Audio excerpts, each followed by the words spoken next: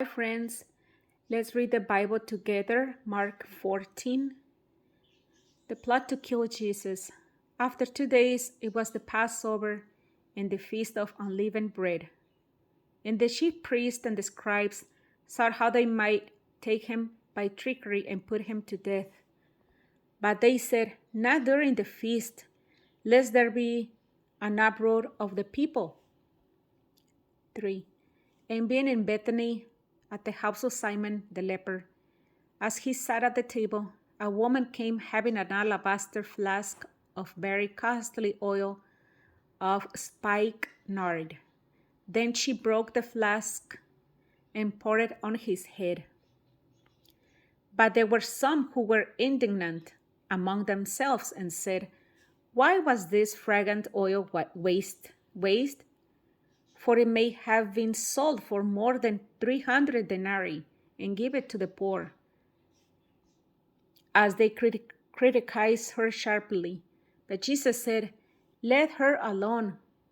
Why do you trouble her? She has done a good work for me. For you have the poor with you always, and whenever you wish, you may do them good. But me you do not have always. She has done what she could. She has come beforehand to anoint my body for burial. Assuredly I say to you, wherever this gospel is preached in the whole world, what this woman has done will also be told as a memorial to her." Then Judas Iscariot, one of the 12, went to the chief priests to betray him to them. And when they heard it, they were glad and promised to give him money. So he sought how he might conveniently betray him. 12. Now on the first day of unleavened bread, when they killed the Passover lamb, his disciples said to him, "Where do you want us to go and prepare that you may eat the Passover?" And he sent out 2 of his disciples and said to them, "Go into the city, and a man will meet you carrying a pitcher of water. Follow him. Wherever he goes in, say to the master of the house, 'The teacher says, where is the guest room in which I may eat the Passover with my disciples?' Then he will show you a large upper room, furnished and prepared. There make ready for us." So his disciples went out and came into the city, and found it just as he had said to them, and they prepared the Passover. In the evening he came with the 12. Now as they sat and ate, Jesus said, "Assuredly I said to you, one of you who eats with me will betray me." And they began to be sorrowful, and to say to him one by one, "Is it I?" And another said, "Is it I?"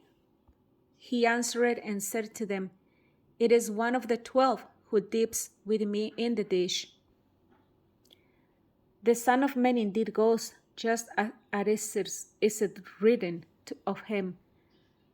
But who to that man by whom the Son of Man is betrayed? It would have been good for that man if he had never been born." 22. And as they were eating, Jesus took bread, blessed and broke it, and gave it to them and said, "Take, eat, this is my body."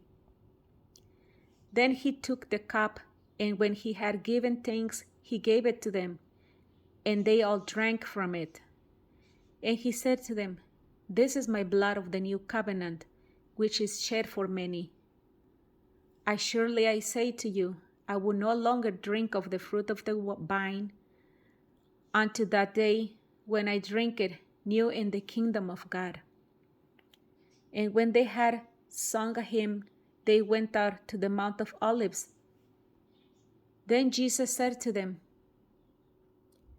"All of you will be made to stumble because of me this night. For it is written, I will strike the shepherd, and the sheep will be scattered. But after I have been raised I will go before you to Galilee." Peter said to him, "Even if all are made to stumble, yet I will not be." Jesus said to him, "Assuredly I say to you that today, even this night, before the rooster crows twice, you will deny me 3 times." But he spoke more vehemently, "If I have to die with you, I will not deny you." And they all said likewise. Then they came to a place which was named Gethsemane, and he said to his disciples, "Sit here while I pray." And he took Peter, James, and John with him, and he began to be troubled and deeply distressed. Then he said to them, "My soul is exceedingly sorrowful, even to death. Stay here and watch." He went a little farther and fell on the ground and prayed that if it were possible, the hour might pass from him. And he said, "Abba, Father, all things are possible for you. Take this cup away from me. Nevertheless, not what I will, but what you will." Then he came and found them sleeping, and said to Peter, "Simon, are you sleeping? Could you not watch 1 hour? Watch and pray, lest you enter into temptation. The spirit indeed is willing, but the flesh is weak." Again he went away and prayed, and he spoke the same words.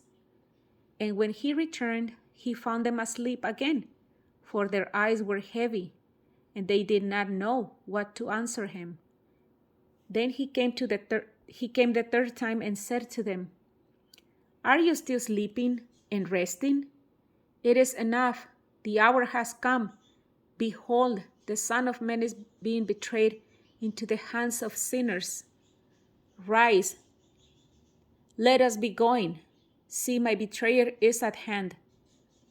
And immediately while he was still speaking, Judas, one of the 12, with a great multitude with swords and clubs, came from the chief priests and the scribes and the elders. Now his betrayer had given them a signal, saying, "Whomever I kiss, he is the one. Seize him and lead him away safely." As soon as he had come, immediately he went up to him and said to him, "Rabbi, Rabbi," and kissed him. Then they laid their hands on him and took him. And one of those who stood by drew his sword and struck the servant of the high priest and cut off his ear. Then Jesus answered and said to him, "Have you come out as against a robber with swords and clubs to take me? I was daily with you in the temple teaching, and you did not seize me, but the scriptures must be fulfilled." Then they all forsook him and fled. Now a certain young man followed him, having a linen cloth drawn around his naked body, and the young man laid hold of him. And he left the linen cloth and flew from them naked. And they led Jesus away to the high priest, and with him were assembled all the chief priests, the elders, and the scribes. But Peter followed him at a distance, right into the courtyard of the high priest, and he sat with the servants and warmed himself at the fire. Now the chief priests and all the council sought testimony against Jesus to put him to death, but found none. For many bore false witness against him, but their testimonies did not agree. Then some rose up and bore false witness against him, saying, "We hear him saying, 'I will destroy this temple made with hands, and within 3 days I will build another made without hands.' But not even then did their testimony agree." And the high priest stood up in the midst and asked Jesus, saying, "Do you answer nothing? What is it this man testifies against you?" But he kept silent and answered nothing. Again, the high priest asked him, saying to him, "Are you the Christ, the Son of the Blessed?" Jesus said, I am, and you will see the Son of Man sitting at the right hand of the power and coming with the clouds of heaven. Then the high priest tore his clothes and said, What further need do we have of witnesses? You have heard the blasphemy. What do you think? And they all condemned him to be deserving of death. Then some began to spit on him and to blindfold him and to beat him and to say to him, Prophesy. And the officers struck him with the palms of their hands. Now, as Peter was below in the courtyard, one of the servant girls of the high priest came. And when she saw Peter warming himself, she looked at him and said, You also were with Jesus of Nazareth. But he denied it, saying, I neither know nor understand what you're saying. And he went out on the porch and rooster crowed.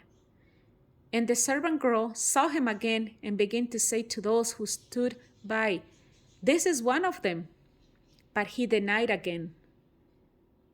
And a little later, those who stood by said to Peter again, Surely you are one of them, for you are a Galilee, and your speech shows it. Then he began to curse and swear, I do not know this man of whom you speak. A second time the rooster crowed.